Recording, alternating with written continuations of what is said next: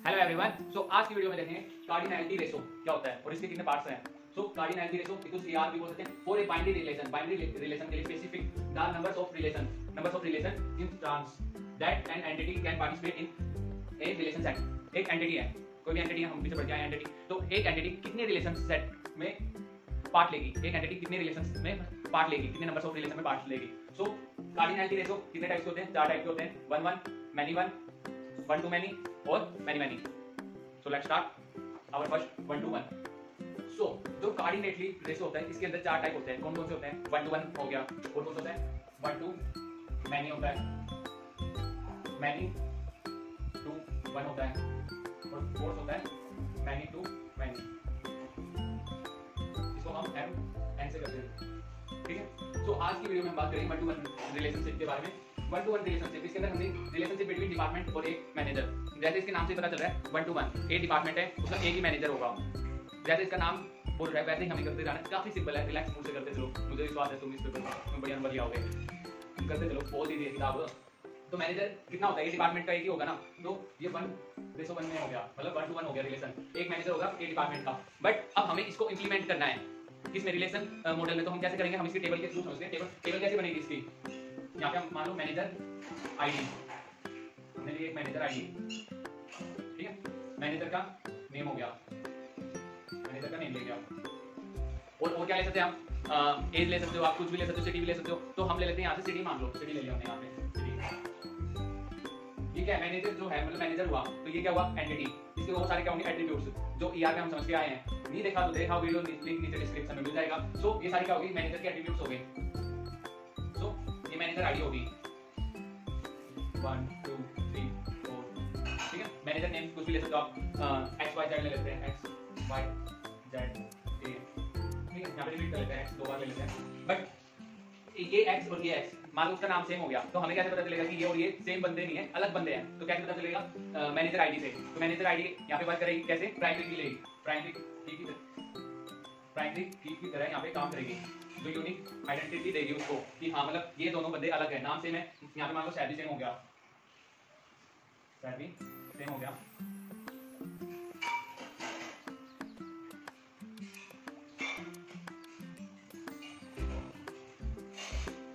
ठीक है। Salary same हो गया, नाम सेम हो गया, तो हमें पता कैसे चलेगा वो दोनों बंदे अलग है? तो हम इसलिए लेते हैं मैनेजर आईडी, जो यूनिकली उसको आइडेंटिफाई कर दे कि हाँ वो दोनों बंदे अलग हैं, वरना कंफ्यूज हो जाएगा। सो डिपार्टमेंट की हम टेबल बना लेते हैं। डिपार्टमेंट की कैसे टेबल बनेगी? डिपार्टमेंट आईडी होगी। डिपार्टमेंट आईडी आप कैसे लोगे? ABC ले लो, department ID ABC D, department का नेम हो गया CO, ठीक है।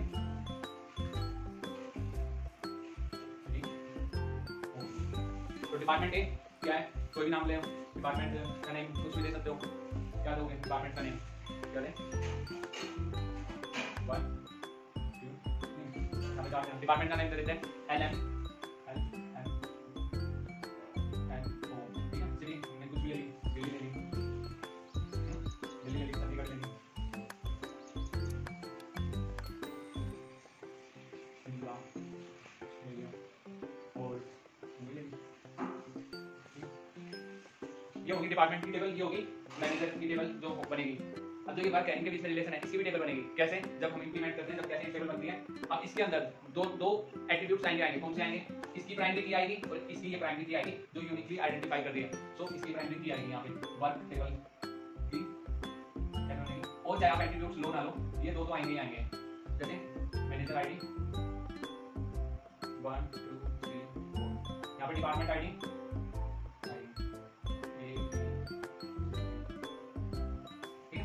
टेबल बन गई। अब इसके बाद यहाँ पे जो ये मैनेजर आईडी है और डिपार्टमेंट आईडी है, यहाँ फॉरेन की जैसे एक्ट करेगी, फॉरेन की,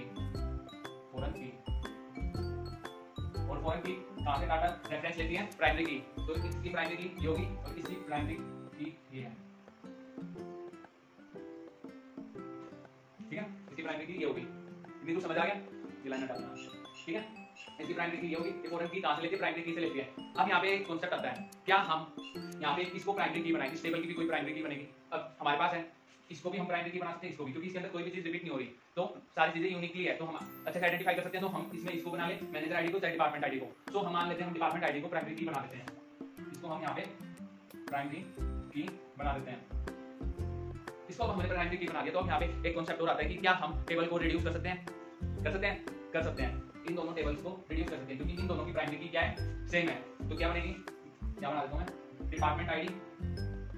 क्यों बन रही है, क्योंकि उन दोनों की प्राइमरी की सेम है, इसलिए हम बना सकते हैं। बात ध्यान रखना, उन दोनों की प्राइमरी की सेम है इसलिए हम बना सकते हैं। और हर एक टेबल की प्राइमरी की बनानी जरूरी होती है, जिससे कि पता चल जाए दो चीजें अलग अलग है, सेम नहीं है। तो डिपार्टमेंट नेम, जो इस टेबल के सारे एट्रीब्यूट लिख दिए, इस टेबल का और एट्रीब्यूट लिख देंगे मैनेजर आईडी। ठीक है, तो क्या होगा, A B C D L M O, C D कौन सी होगी, दिल्ली, चंडीगढ़, शिमला, मुंबई।